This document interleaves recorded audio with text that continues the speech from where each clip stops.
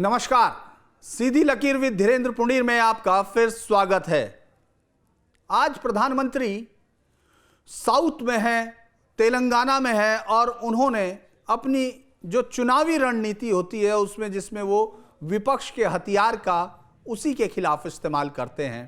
कल लालू यादव ने इतनी पटना में अपनी रैली में कहा कि प्रधानमंत्री का कोई परिवार नहीं है, वो हिंदू नहीं है। इस तरह के व्यक्तिगत आक्षेपों के साथ उस रैली में कई बड़े हमले बोलकर सोचा कि उन्होंने मोदी पर बढ़त हासिल कर ली।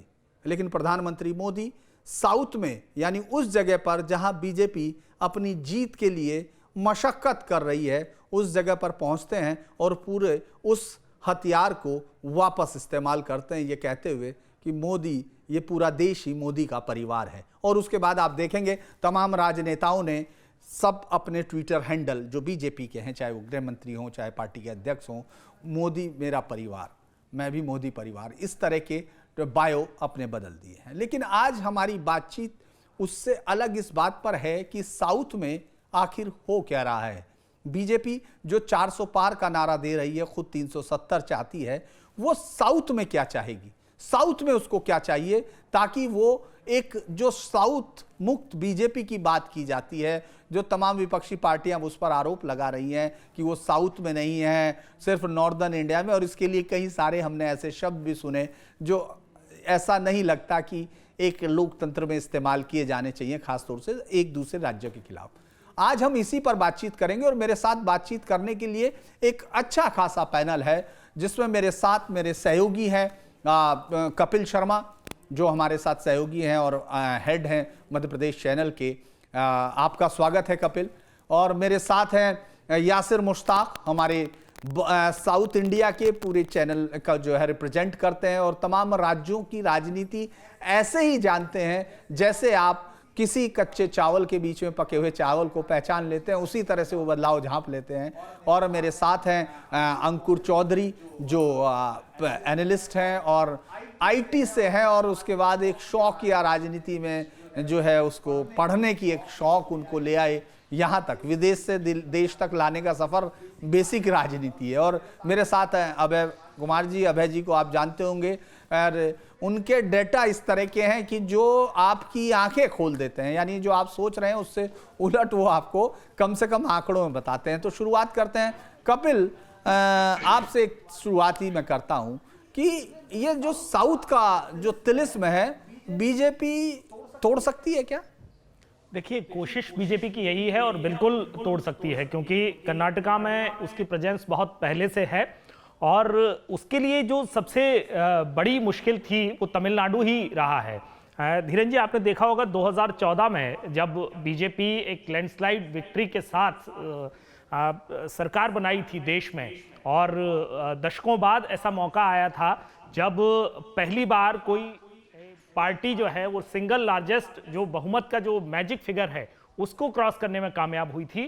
तब भी बीजेपी सिर्फ एक सीट जीत पाई थी तमिलनाडु में, और यदि पूरे प्रदेश में उसका वोट शेयर देखा जाए तो 5-5.5% के आसपास था।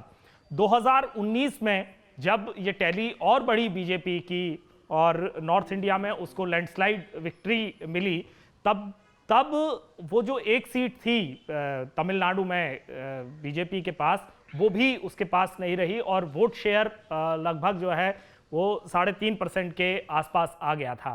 तो उसके लिए एक सपने की तरह ज़रूर है तमिलनाडु।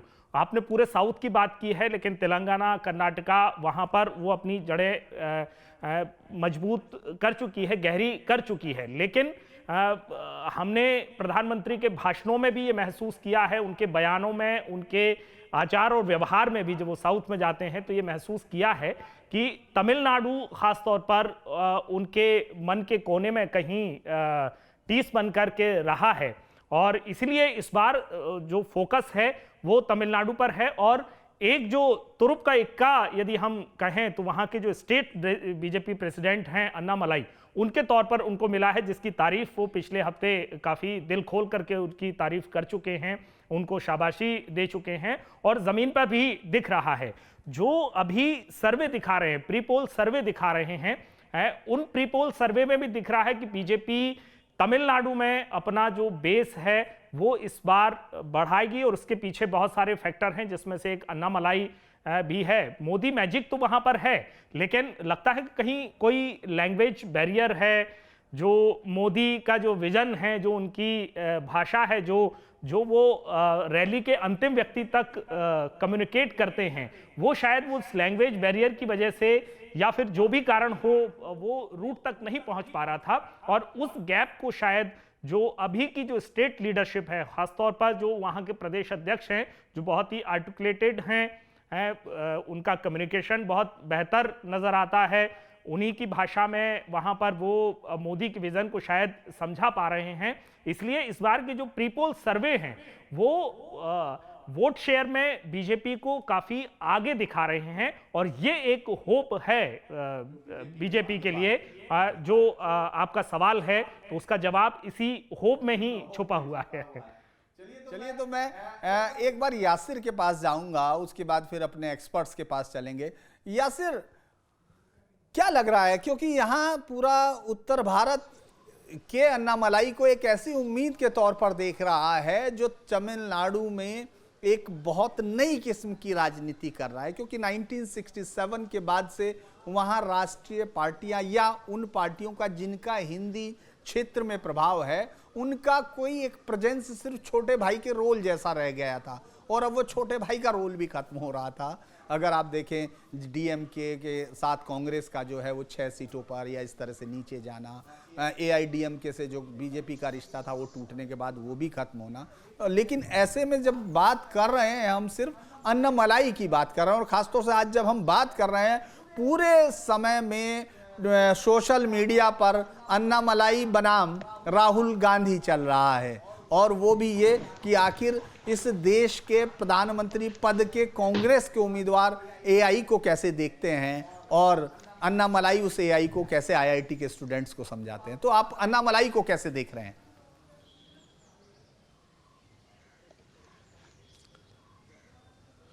देखिए, अन्नामलाई जो है वो आईपीएस ऑफिसर रह चुके हैं। लोगों का नब्ज पकड़ना उनको बड़ी आसानी से आता है। जब उनको प्रदेश अध्यक्ष बनाया गया तो वो आपने देखा होगा कि वो घर घर गए, गांव गांव गए, पूरा टटोला कि है क्या वजह, क्यों वहाँ पे बीजेपी आगे नहीं बढ़ पा रही है। कई सालों से बीजेपी पार्टी है, बड़े नेता भी आए हैं, लेकिन इसके बावजूद जो है बीजेपी वहाँ पर नहीं जीत पाती है। कन्याकुमारी में 2014 में उन्होंने 1 सीट जीती, लेकिन वोट शेयर उसके बाद 2019 में कम हो गया। तो उस नब्ज को अन्नामलाई ने टटोला, और आपने देखा होगा कि यात्रा जो उन्होंने शुरू की थी, हर गाँव गए थे वो, तो वो लोगों के साथ जो है कनेक्ट कर पाते हैं, अपनी भाषा में कनेक्ट कर रहे हैं। और जो साउथ इंडिया की अगर हम बात करें, खासकर तमिलनाडु की जब हम बात करें, चाहे वो जयललिता हो या फिर करुणानिधि थे, वो जिस तरह से अटैकिंग पॉलिटिक्स करते थे, तो उसी राह पे जो है अन्नामलाई भी चल रहे हैं, अटैकिंग पॉलिटिक्स कर रहे हैं और लोगों को अपनी भाषा में समझा रहे हैं कि बीजेपी क्या है।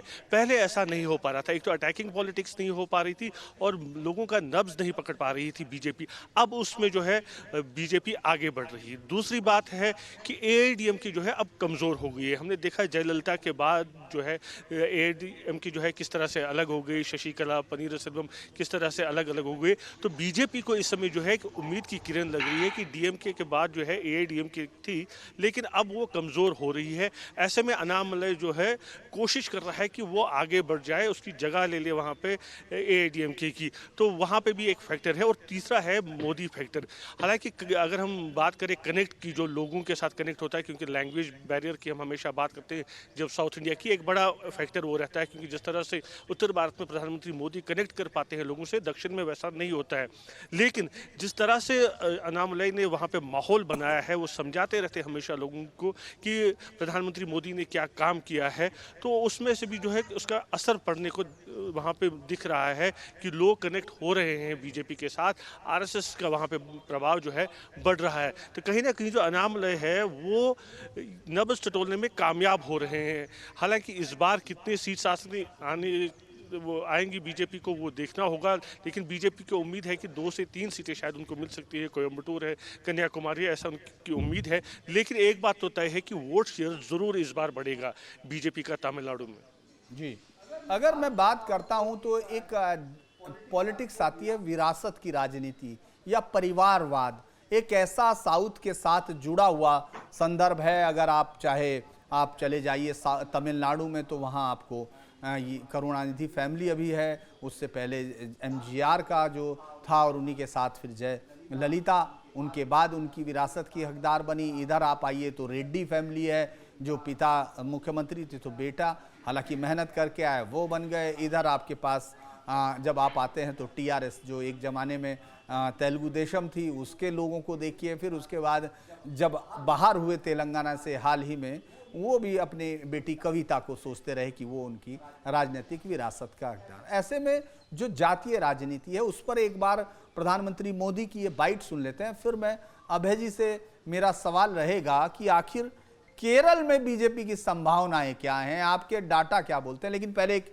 ये सुन लेते हैं जो एक बाइट है जो परिवारवाद पर उन्होंने कहा है। भाइयों बहनों, एक सपना लेकर के बचपन में घर छोड़ा था,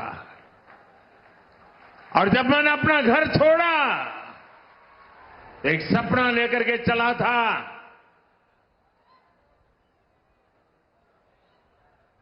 कि मैं देशवासियों के लिए जीऊंगा।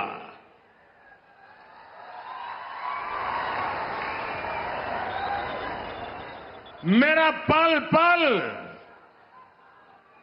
सिर्फ और सिर्फ आपके लिए होंगे। मेरा कोई निजी सपना नहीं होगा, आपके सपने, यही मेरा संकल्प होगा। और जिंदगी खपा दूंगा तो आपके सपनों को पूरा करने के लिए, आपके बच्चों के भविष्य को उज्जवल बनाने के लिए। और इसलिए देश के कोटि कोटि लोग मुझे अपना मानते हैं, अपने परिवार के सदस्य की तरह मुझे प्यार करते हैं। और इसलिए मैं कहता हूं, 140 करोड़ देशवासी, यही मेरा परिवार है। जी देखिए, आप अभय जी, आप जो है केरल की कहानी बताइए। केरल कहानी बड़ी इंटरेस्टिंग है। हम लोगों ने तमिलनाडु पर तो हम लोग बात कर ही रहे हैं, और अन्नामलाई की एक बहुत ही उस पर भी बात करेंगे, लेकिन केरल भी एक ऐसा राज्य है जहां लगातार कोशिश करती है बीजेपी। कभी श्रीधरन को लाती है, कभी अब एंटनी के बेटे को लाती है। क्या है, कुछ उम्मीद है आपके डाटा में, क्या है? देखिए, अगर केरल की बात करें तो बीजेपी के लिए यह वहां की राजनीति में एक बहुत बड़ा परिवर्तन आया हाल के दिनों में। 2021 के विधानसभा चुनाव के बाद या 2021 के बाद केरल की राजनीति में एक बहुत बड़ा भूचाल आया।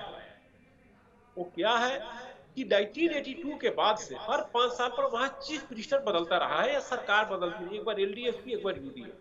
हर 5 साल पर वहां सरकार बदलती है। लेकिन 2021 में 1982 के बाद पहली बार हुआ है कि सेम सरकार ने कंटिन्यू किया है। फिर यानी बीजेपी सरकार 5 साल के बाद ही कंटिन्यू है।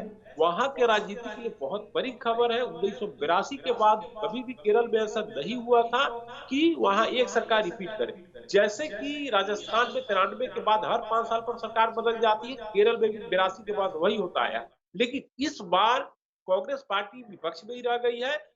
यूडीएफ और LDF communist, CPM led communist चली सत्ता में कंटिन्यू किया।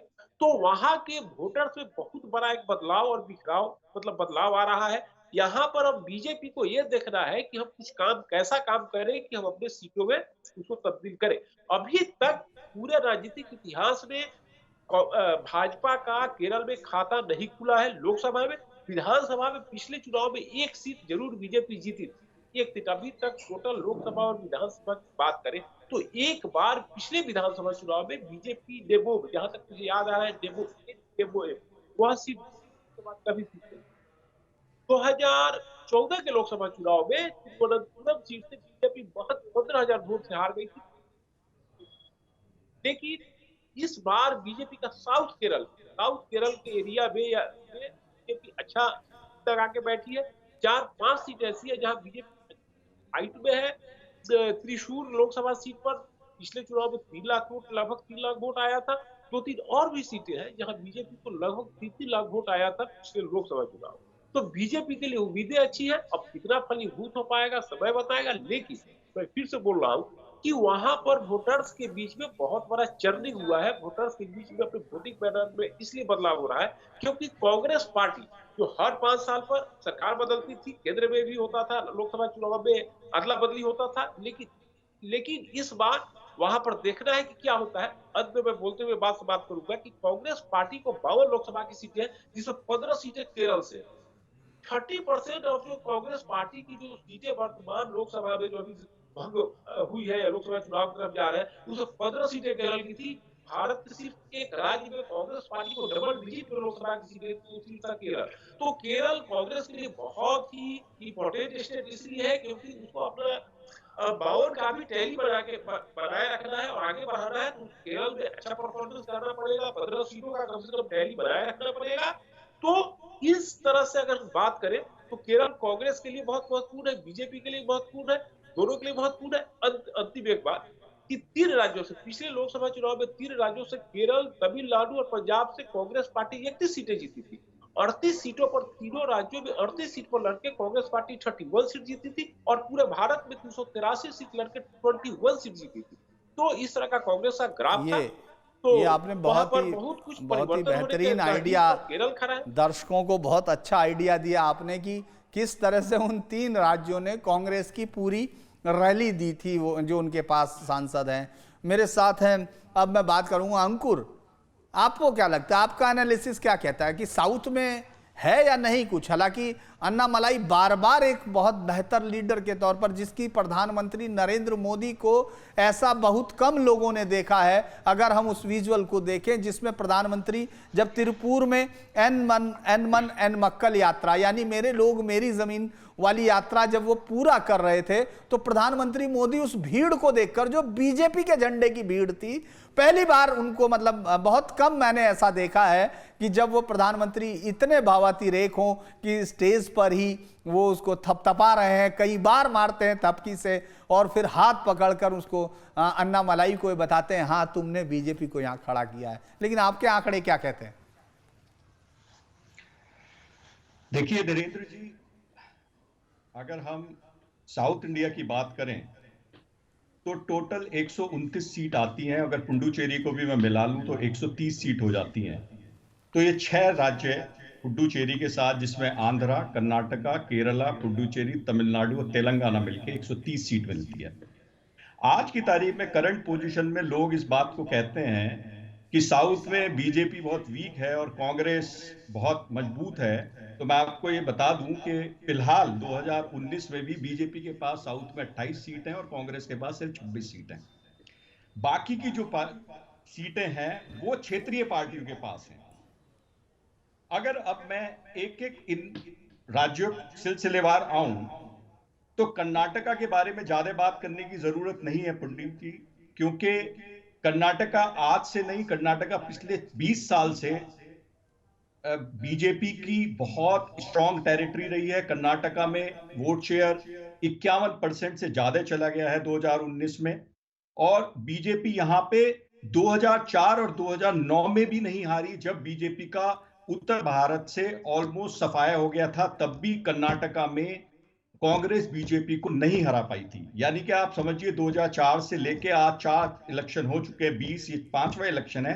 कर्नाटका में कर्नाटका का बिहेवियर लोकसभा में और विधानसभा में बिल्कुल डिफरेंट होता है। कर्नाटका में बीजेपी बहुत स्ट्रांग है और 50 से 51% वोट शेयर के साथ जमी हुई है। अब मैं आता हूं आपके तमिलनाडु पे। धीरेन्द्र जी, तमिलनाडु इतना इंटरेस्टिंग होने जा रहा है इस बार, जिसकी पॉलिटिक्स मुझे ऐसा लगता है कि जैसे 2019 में बंगाल ने चौंकाया था, मुझे लगता है तमिलनाडु के पास वो सारे इंग्रेडिएंट्स आज की तारीख में मौजूद हैं। और अगर हम इसे 2019 का बंगाल समझे तो ये अतिशयोक्ति नहीं होगी। वो क्यों, मैं आपको ये समझाना चाहता हूं। 2019 में जब लोगों ने कहा कि 300 की सीट पार होंगी कैसे, तब सारा फोकस मोदी जी ने जिस राज्य पे लगाया था वो राज्य था वेस्ट बंगाल। और उस वक्त 2014 में वेस्ट बंगाल में बीजेपी का जो वोट शेयर था वो 17% था धीरेन्द्र जी, और 2019 में जो वोट शेयर बीजेपी का आया वो 39.46% आया, यानी कि 23% के आसपास के वोट शेयर को इंक्रीज करने में सफल रही बीजेपी बंगाल में। उसी तरीके से अगर आज मैं तमिलनाडु की बात करूं तो तमिलनाडु में आज की तारीख में एआईडीएमके का वोट शेयर और जो छोटी छोटी पार्टियां हैं उनका वोट शेयर मिलके मुझे लगता है कि बहुत बड़ा सरप्राइज थ्रो करने जा रहा है तमिलनाडु। और तमिलनाडु में जिस तरीके से 2019 में वेस्ट बंगाल के चौंकाने वाले नतीजे आए थे, वैसे नतीजे तमिलनाडु में भी आ सकते हैं। दूसरी चीज मैं कहूंगा तेलंगाना में गवर्नमेंट तो विधानसभा में बन गई कांग्रेस की धीरेन्द्र जी, बट तेलंगाना में मैं आपको बताऊं 2019 में भी जो बीजेपी का वोट शेयर था वो 19.45% था।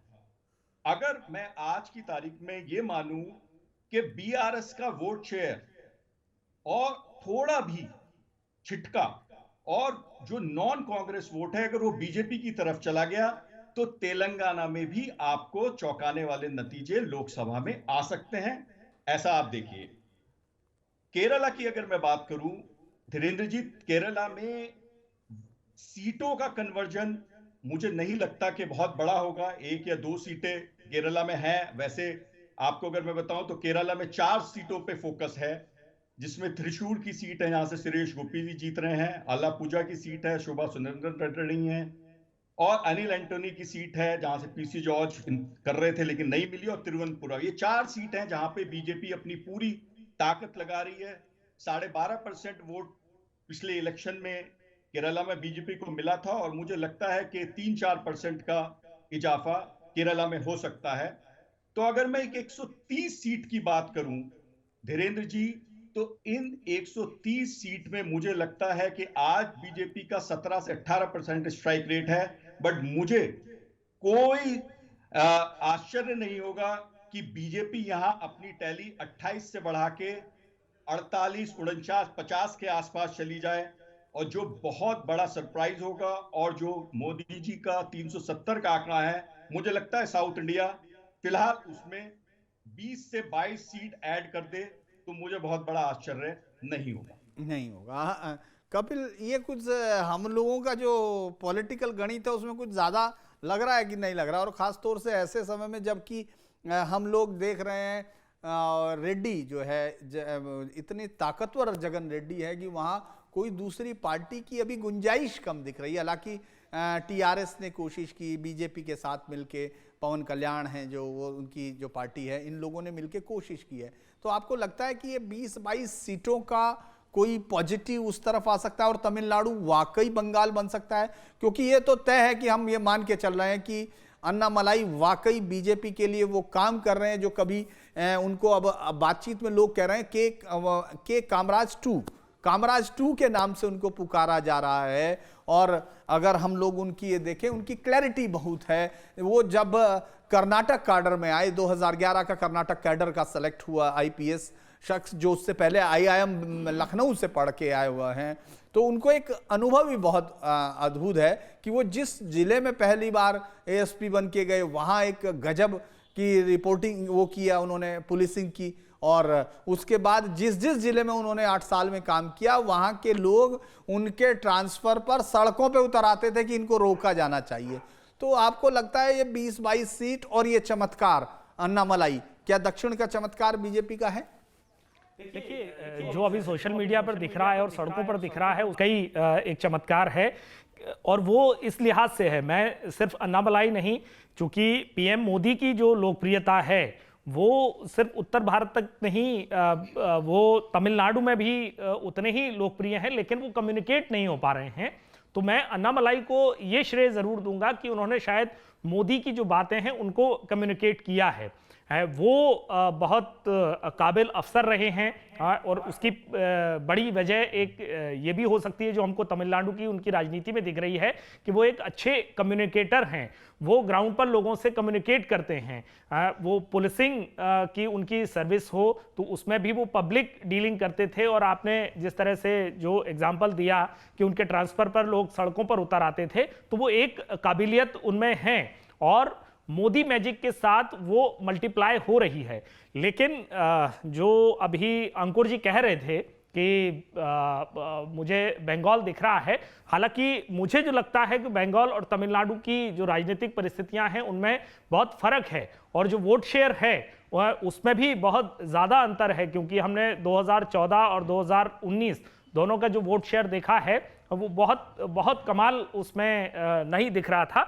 लेकिन हाँ, ये बात ज़रूर है कि इस बार प्रधानमंत्री नरेंद्र मोदी और बीजेपी दोनों का जो फोकस है वो पूरी साउथ की जो 130 सीटें हैं उनमें से जो तमिलनाडु है उस पर सबसे ज़्यादा है। वहाँ उसको सबसे ज़्यादा उम्मीद नज़र आ रही है, सबसे ज़्यादा जो होप है उसकी तमिलनाडु से ही बनी हुई है और उसको वो कनेक्ट करने की कोशिश भी कर रहे हैं। आपने देखा होगा कि वाराणसी में तमिल संगम हुआ, जो राम मंदिर जिसकी लहर पूरे देश में अभी देखी जा रही है। राम मंदिर का जो मुद्दा है वो लोगों के बहुत दिल के करीब था, आस्था का विषय है। उसको साउथ से कैसे कनेक्ट किया जाए, ये इस बात का बहुत बारीकी से ध्यान प्रधानमंत्री नरेंद्र मोदी ने रखा है। भले ही वो मूर्ति का जो शिल्प है उसकी बात हो, मंदिर में जो प्राण प्रतिष्ठा के दौरान जो मंत्रोच्चार हुआ, जो पूजा पद्धति अपनाई गई है, वो सारी चीजें जो है वो साउथ से कनेक्ट करने वाली थी। और उसमें एक बड़ा फैक्टर जो है वो अन्नामलाई आकर के वहां पर दिख रहे हैं हमें, क्योंकि वो जो बीजेपी का विजन है, जो बीजेपी की बात है, पीएम मोदी के मन की बात है, उसको ग्राउंड तक ले जा रहे हैं। और शायद ये बात जो है वो नरेंद्र मोदी को भी जब वो साउथ का दौरा कर रहे हैं तो वहां पर जमीन पर दिखी, खासतौर पर तमिलनाडु में। इसलिए वो इतने प्रफुल्लित हुए कि उन्होंने मंच पर ही, आमतौर पर प्रधानमंत्री मोदी ऐसा करते नहीं हैं, उनकी तो एक आंखों का इशारा जो है वो लोग पढ़ने की कोशिश करते हैं कि किसकी तरफ हुआ है, वो टेढ़ी आंख थी या सीधी आंख थी, उसमें मैसेज क्या था, ये पढ़कर के लोग अंदाजा लगा लेते हैं कि आगे क्या होने वाला है। उसमें से ऐसे खुलकर के तारीफ करना, खुलकर के उनको शाबाशी देना, तो इसमें भी शायद वो कोई मैसेज देना चाह रहे हैं, क्योंकि जो कनेक्ट अन्नामलाई ने बनाया है वो चूंकि लैंग्वेज के थ्रू तो नहीं, लेकिन प्रधानमंत्री मोदी अपनी बॉडी लैंग्वेज के थ्रू जरूर कम्युनिकेट करना चाह रहे थे। इसलिए मैं कहूंगा कि साउथ से बहुत ज्यादा होप है, क्योंकि 370 का जो आंकड़ा है वो वाकई बहुत मुश्किल है बीजेपी के लिए पूरे देश में, क्योंकि नॉर्थ इंडियन पार्टी उसको कहा जाता है जो जब साउथ की बात होती है तो। और नॉर्थ इंडिया के जो स्टेट हैं, भले ही वो मध्य प्रदेश हो, राजस्थान हो, छत्तीसगढ़ हो, हरियाणा हो, आपका दिल्ली हो, इन सारी जो स्टेट हैं वहाँ पर, गुजरात हो, वहाँ पर बीजेपी गले गले तक भरी हुई है। मतलब वहाँ कुछ गेन की उम्मीद नहीं है, वहाँ से अगर कहीं किसी नुकसान की उम्मीद नहीं है तो कोई गेन होगा दिल्ली में जो 370 का लक्ष्य पाने के लिए, वो ऐसा भी नहीं है। इसलिए वहां तो उसको संघर्ष करना ही है, लेकिन 370 तक पहुंचना है तो उसमें तमिलनाडु और साउथ बहुत बड़ी भूमिका में हैं। और यही बात नरेंद्र मोदी जो देश के बड़े इशू रहे हैं, जैसे राम मंदिर है, उस इशू में भी उन्होंने जो दक्षिण का जो कनेक्ट है वो करने की कोशिश की है। और इसलिए वो हमको मंच पर भी दिखा था, और अन्नामलाई की जो बात हो रही है, चर्चा हो रही है बार बार, वो भी इसीलिए हो रही है। दिखाई दिया। यासिर, ये कर्नाटक का क्या हाल है? कर्नाटक में जिस तरह से जीत की उम्मीद से खिसक कर बुरी हार तक पहुंची बीजेपी विधानसभा में, आपको लगता है लोकसभा में ये गठबंधन उसको वापस ले आएगा?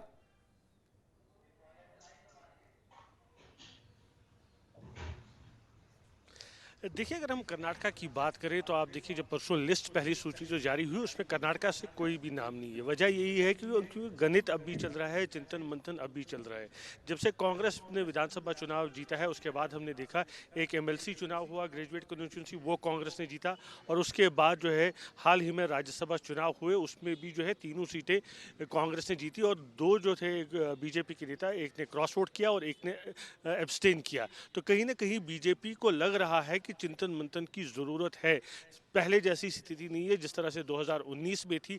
25 सीटें जीती थी यहाँ पर बीजेपी ने और एक इंडिपेंडेंट भी जिनको वो समर्थन कर रहे थे मंडिया से, वो उसने भी जीता था। यही वजह है कि हम देख रहे हैं कि इस बार अब जेडीएस के साथ भी गठबंधन कर रही है, क्योंकि जो ओल्ड मैसूर रीजन है वो कलिगा डोमिनेटेड रीजन है। जैसा कि आपको पता है कि कास्ट पॉलिटिक्स जो है वो कर्नाटका में सबसे ज़्यादा चलती है। तो यही वजह है कि उस कास्ट को, जाति गणित को भी बिठाना है, जेडीएस को भी साथ रखना है। इसीलिए चिंतन मंथन लगातार चल रहा है। यही वजह है कि पहली सूची में हमने नाम नहीं देखा कि यहाँ से किसी का उम्मीदवार का ऐलान नहीं हुआ। बीजेपी लगातार ये देख रही है कि कांग्रेस क्या रणनीति बना रही है, यहाँ पर किस तरह से वो यहाँ पर देख रहे हैं 28 सीटें जो है उन पर किस तरह से कांग्रेस कैंडिडेट्स को उतार रही है। क्योंकि बताया ये जा रहा है कि कुछ जो है बीजेपी के विधायक अभी जो है वो कांग्रेस में शिफ्ट होने वाले हैं। तो यही वजह है कि बीजेपी लगातार अब टटोल रही है नब्ज की किस तरह से एक राजनीतिक और जाति गणित बिठाया जाए ताकि 25 से ज़्यादा या कम से कम 25 सीटें जो है वापस बीजेपी को यहाँ पर मिले। क्योंकि अगर हम दक्षिण की बात करते हैं तो दक्षिण का द्वार जो है बीजेपी के लिए कर्नाटका ही है। 1980 से हमने देखा है कि किस तरह से बीएस येडियुरप्पा और अनंत कुमार जी ने जो है यहाँ पर बीजेपी को आगे बढ़ाया है। यही वजह है कि हमने देखा कि हालांकि बीएस येडियुरप्पा जो है मुख्यमंत्री पद उन्होंने छोड़ा था, कई सारे अटकलें लगाई गई थी, उसके बावजूद जो हमने देखा विधानसभा चुनाव के बाद उनके ही बेटे BY विजेंद्रा को जो है प्रदेश अध्यक्ष बना दिया बीजेपी ने यहाँ पे, क्योंकि उनको मालूम है कि अगर बीजेपी को वापस लाना है कर्नाटका में तो BS येडियुरप्पा का होना ज़रूरी है। क्योंकि लिंगायत समुदाय जो है सबसे बड़ा समुदाय यहाँ पर है, वो अगर येडियुरप्पा जी के साथ रहा तो बीजेपी को ज़्यादा से ज़्यादा सीटें आ सकती है। और साथ ही में अगर जेडीएस हम देख रहे हैं जिस तरह से गठबंधन हुआ है, जेडीएस हालांकि 5 सीटों की मांग कर रही है लेकिन बताया जा रहा है 2 या ज़्यादा से ज़्यादा 3 सीटें उनको दी जाती है। तो वोकलिगा और लिंगायत समुदाय का वोट अगर मिल जाता है बीजेपी की तो बीजेपी आसानी से 25 सीटों तक फिर से पहुंच सकती है।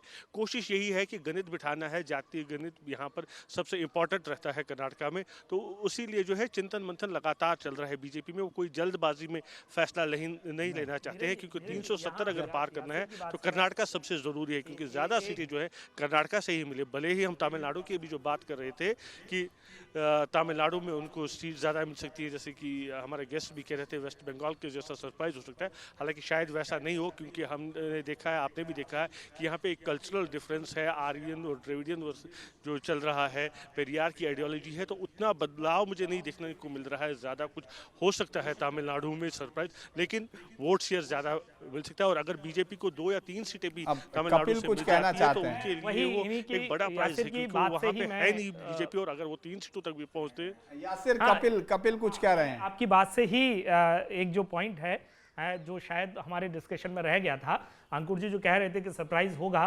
उसमें कल्चरल डिफरेंस की जो बात यासिर कर रहे हैं, उसी में मैं धीरेन जी एक बात और जोड़ना चाहूँगा कि बीजेपी की स्ट्रेटेजी तमिलनाडु को लेकर के ये भी है कि वहाँ पर वो कैंडिडेट जो है तलाश रही है। और जिस तरह से हमने 2014 से लेकर के अभी तक का जो बीजेपी की रणनीति देखी है कि विनेबिलिटी एक कैंडिडेट पर फोकस रहता है, फिर भले ही वो दूसरी पार्टी में ही क्यों ना हो, उसको अपनी पार्टी से लड़ा दिया। आ गए हैं, तो ये वासन है, मुपनार है, वो तो ये जो स्ट्रेटेजी है वो जरूर मुझे लग रहा है कि वहां पर काम कर सकती है। क्योंकि यदि आपको ग्राउंड पर एक मोमेंटम दिखता है, रणनीति में एक धार दिखती है और एक आपके पास एक लीडर होता है, नेशनल लीडर तो है ही, लेकिन जो एक सबसे बड़ी क्राइसिस थी बीजेपी की कि वहां लोकल लीडरशिप उस तरह का कनेक्ट नहीं कर पा रही थी, जो मैसेज है उसको नहीं पहुंचा पा रही थी, जो लोग हैं वहां पर उनसे कल्चरली एसोसिएट नहीं करवा पा रही थी बीजेपी को। वो शायद गैप इस बार भरता हुआ दिखाई दिया है। तो कैंडिडेट अगर बीजेपी जुगाड़ कर लेती है तो जरूर जो टैली है उसमें एक सिग्निफिकेंट हमको मुझे लगता है कि उस कोशिश में बीजेपी है, क्योंकि मुपनार और इसके अलावा जो पार्टी वासन और इसके अलावा पनीरसेल्वम, जहाँ तक मैं याद कर पा रहा हूँ, उनका बेटा, और वो लोग अभी पार्टी में आए हैं। और जो AIDMK के कुछ स्टालवर्ट हैं वो लगे हुए हैं। यहाँ दिल्ली में बड़े लेवल पर उनका जो पार्टी में उनको शामिल कराया गया था तमिलनाडु के, वो भी हैं। लेकिन मैं वापस जाता हूँ। अभय जी, एक सवाल आपके साथ है कि जो जगन रेड्डी का तिलिस्म है, बीजेपी क्या तोड़ सकती है? नहीं, बिल्कुल नहीं तोड़ सकती। अभी बीजेपी इस स्थिति में बिल्कुल नहीं है, बल्कि बीजेपी को वहां एक एलआई की जरूरत है, चाहे वो टीडीपी के तौर पर आवे या वाईएसआर जगनमोहन रेड्डी के तौर पर आवे। अभी बीजेपी की स्थिति अन्य राज्यों में ज्यादा बेटर है रेदर देन आंध्र प्रदेश के। तेलंगाना में भी अच्छी है, तमिलनाडु में भी अच्छी है, केरल में भी अच्छी होती हुई दिख रही है। कर्नाटक की तो स्थिति खैर अच्छी है ही है, जैसे हमारे अंकुर चौधरी साहब, पैनलिस्ट अंकुर चौधरी साहब बोल रहे हैं, अंकुर जी बोल रहे हैं। लेकिन मैं अगर तमिलनाडु के बारे में एक जो आप बात कर रहे थे, इसके संदर्भ में मुझे एक बात तो मैं रखना चाह रहा था कि देखिए, जब 1972 में डीएमके से अलग होकर के एमजीआर ने अपनी पार्टी एआईएडीएमके बनाई, तो सबसे पहले 73 में उन्होंने डिंडीगल, वेस्टर्न तमिलनाडु में एक लोकसभा सीट था, अब नहीं है, तो डिंडीगल लोकसभा सीट बाइकुल उन्होंने जीता। फिर 1974 में उन्होंने पुडुचेरी में सरकार बनाई। एआईएडीएमके की पहली सरकार तमिलनाडु में नहीं बनी थी, पहली सरकार पुडुचेरी में बनी, और वहां से एक मैसेज लेकर के तमिलनाडु में आए और उन्होंने तमिलनाडु को पूरी तरह छाप दिया, और जब तक जीवित रहे वही मुख्यमंत्री रहे। तो उनके बढ़ने के बाद ही दूसरे को, करुणानिधि को या डीएमके को सरकार में आने का मौका मिला। तो बीजेपी जो अभी जो एआईएनआरसी के साथ जो सरकार चला रही है पुडुचेरी में, वह मैसेज लेकर के आने का प्रयास कर रही है तमिलनाडु में। और तमिलनाडु में ओपन ऑपोजिशन का स्पेस पूरी तरह ओपन है, जैसे कि वेस्ट बंगाल में ऑपोजिशन का स्पेस ओपन था, बीजेपी ने जाके ऑक्यूपाई किया। वही स्थिति आज के डेट में तमिलनाडु में है, तो ऑपोजिशन स्पेस पूरी तरह ओपन है। एआईएडीएमके को कोई मतलब देता ही नहीं उस पार्टी को, तो उसका फायदा बीजेपी लेने का पूरा पूरा प्रयास कर रही है और पूरा पूरा प्रयास करेगी। एक बात और मैं बताऊं कि बीजेपी की नजर पुडुचेरी के रास्ते तमिलनाडु में घुसने की आज की नहीं है। 2014 के लोकसभा चुनाव में बीजेपी ने एक तरफा कहिए कि एआईएनआरसी को लोकसभा चुनाव में सपोर्ट किया था और अपना बेस वहां बढ़ाने का प्रयास किया। तो कहने का यह है कि नरेंद्र मोदी, अमित शाह का बीजेपी, अटल बिहारी वाजपेयी और आडवाणी जी की बीजेपी में यही अंतर था कि अभी वाली जो बीजेपी, अमित शाह और मोदी की जो बीजेपी है, वो अभी से 5 साल 10 साल आगे की सोच करके आज उसके अनुसार काम करती है, और उसका फायदा पुडुचेरी में मिला और अब तमिलनाडु में मिलने की संभावना दिख रही है। मिलेगी मैं नहीं कर सकता। तो इन सब बातों को देखते हुए मैं कहता हूँ कि साउथ में बीजेपी अच्छी करने जा रही है। कितना सीट आएगी, क्या आएगी, वो चलिए, अभय जो हम लोग अभय जी ने बताया उस आइडिया को आगे। अच्छा, चूंकि आप आईटी के हैं, बहुत सारी चीज़ें आपके पास हैं जो उस फील्ड से रिलेटेड है, लेकिन आपने वो सुना है जो आईटी पे जवाब है अंकुर जी, जो राहुल गांधी ने दिया है उन लोगों को, और उसी तरह से अन्ना मलाई ने, क्या आपने वो दोनों जवाब सुने हैं? अन्ना मलाई का जवाब आईआईटी स्टूडेंट और राहुल गांधी का, उनको आपने सुना है क्या? नहीं, मैंने जो है राहुल गांधी का तो नहीं सुना, मैंने अन्ना मलाई जी का जरूर सुना है। तो वो तो राहुल गांधी जी का तो मैंने जवाब नहीं सुना। तो बट आप मैं दरअसल आप वापस इस पे आऊंगा, जी जी आप उसे सुनवाइएगा। मैं धीरेन्द्र जी, मैं इसमें कुछ दो इंटरेस्टिंग आपको चीज बताना चाहता हूँ। अभी अभय जी और कपिल जी डिस्कस कर रहे थे, एक बड़ा इंटरेस्टिंग फैक्ट मैं आपको बता दूं कि आप तमिलनाडु में 2014 में जब तीनों फोर्स अलग अलग लड़ रही थी, तो 2014 में एनडीए 18.8% के वोट शेयर पे पहुंच गया था। उस वक्त एनडीए में बीजेपी, पीएमके, डीएमडीके, एमडीएमके, आईजेके, ये फोर्सेस थी, और करीब करीब 19% वोट शेयर तमिलनाडु में मिल गया था। देखिए धीरेन्द्र जी, तमिलनाडु की राजनीति को समझने के लिए आपको यह समझना पड़ेगा कि एआईडीएमके और डीएमके जो मेजर फोर्सेस हैं, उनका एक die hard core vote bank रहा है हमेशा, बिकॉज ऑफ द्रविडियन पॉलिटिक्स। और डीएमके के पास ये जो hard core die hard core vote base है, ये करीब करीब 24 से 25% है, और बाकी स्विंग वोट डीएमके जोड़ता है अपने साथ, और तब डीएमके या एआईडीएमके अपने हार्ड कोर वोट में स्विंग वोट जोड़ता है। एआईडीएमके के बाद जयललिता जी के जाने के बाद ये जो एआईडीएमके का हार्ड कोर वोट है ये 15% के आसपास है, और डीएमके का 25% के आसपास है। तो आप ये समझिए कि तमिलनाडु की राजनीति में इन दो क्षेत्रों के पास 40 से 45% वोट है, और बाकी का जो वोट है वो ऐसा वोट है जो कि छोटे छोटे दल जैसे पीएमके है, आईजीके है, डीएमडीके है, एमडीएमके, इनकी छोटी छोटी पॉकेट्स में अपने वोट हैं। और एक बहुत बड़ा वोटर तबका जो कि नॉन द्रविडियन पॉलिटिक्स को बिलोंग करता था, वो या तो घर बैठ गया था या उसने होप लूज कर दी थी, और इसीलिए 2014 के बजाय 2019 में जो बीजेपी का या एनडीए का वोट शेयर था वो बहुत नीचे चला गया था। अन्नामलाई ने और प्रधानमंत्री मोदी जी के इम्फेसिस ने दोबारा से तमिलनाडु को लोगों को दोबारा से आशा दी कि आप एक अलग पार्ट नहीं है, आप भारत का हिस्सा हैं। जैसे मोदी जी ने इस बात को लोगों को कहा कि हम साउथ इंडिया नहीं कहते, हम कहते हैं south southern part of India या नॉर्दर्न पार्ट ऑफ इंडिया। तो उन्होंने लगातार, आप देखिए शी जिनपिंग को महाबलीपुरम लेके गए, उन्होंने तमिल संगमम किया। तो ये जो वोट है जो कि non die hard core voter है तमिलनाडु के अंदर, धीरेन्द्र जी, ये करीब करीब 50 से 55% है, पॉकेट्स में है। और जैसे ही इस स्विंग वोटर को अगर ये नजर आया कि डीएमके को चैलेंज करने के लिए नंबर 2 की पार्टी बीजेपी हो सकती है या एनडीए हो सकता है, तो मैं आपको दोबारा कहूंगा कि तमिलनाडु जो है 2024 का बंगाल हो सकता है, और तेलंगाना इसी तरीके से आने वाले टाइम में बिहेव करने जा रहा है धीरेन्द्र पुंजी जी, जैसे कर्नाटका पिछले 20 साल में करता रहा है, कि वो स्टेट लेवल पे बिल्कुल clear cut strong state level जो है लीडरशिप को चुनेगा, चाहे वो कांग्रेस है, बीआरएस है, कोई है, और वो सेंट्रल लीडरशिप में बिल्कुल डिफरेंटली वोट करेगा। तो मुझे बिल्कुल इसमें कोई संदेह नहीं है कि तमिलनाडु में बीजेपी या एनडीए एक मेजर वोट बैंक शिफ्ट अपनी तरफ करने जा रहा है, उन लोगों को जो नॉन द्रविडियन पॉलिटिक्स के पार्ट थे, और वो वोट बैंक जो वहां पे कैप्चर करने के लिए एक strong Tamil Nadu based BJP leadership की कमी थी, जो अन्नामलाई जी और मोदी का जो कॉम्बिनेशन है, ये एक बहुत बड़े आश्चर्य को देने जा रहा है। देखिए, बात आपकी सही हो सकती है और तमाम पैनलिस्ट की भी, लेकिन जिस तरह से योगी मोदी की एक जोड़ी को उत्तर प्रदेश में कहा, बहुत सारे लोगों की उम्मीद है कि अन्नामलाई और मोदी की जोड़ी वहां यही काम करेगी। इसी बीच में हम दर्शकों को याद दिला दें कि 1984 में एक सीट आंध्र प्रदेश से थी, और बीजेपी जिन 2 सीटों के सहारे अब तक पहुंची है, तो एक सीट वहीं से थी। मुझे लगता है कुछ कहना चाहते हैं, आखिरी आपका जवाब एक छोटा सा मुझे चाहिए। अभय जी कुछ बता रहे हैं आप।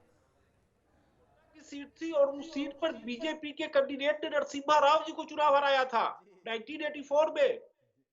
मैं वसी को दर्शकों को वही याद दिला रहा था कि वो किस तरह से उन्होंने हराया था, तो वो सफर वहां से शुरू हुआ था। लेकिन इस बार मुझे लगता है कि प्रधानमंत्री मोदी ने अपने लिए भाषाई बैरियर को तोड़ दिया है अन्नामलाई के सहारे, और अन्नामलाई शायद उस चक्रव्यूह को भेद कर बीजेपी को विजय दिलाएंगे, जिसकी बीजेपी को 370 पर आने के लिए बेहद जरूरत है। तो आज सीधी लकीर विद धीरेन्द्र पुंडीर में इतना ही।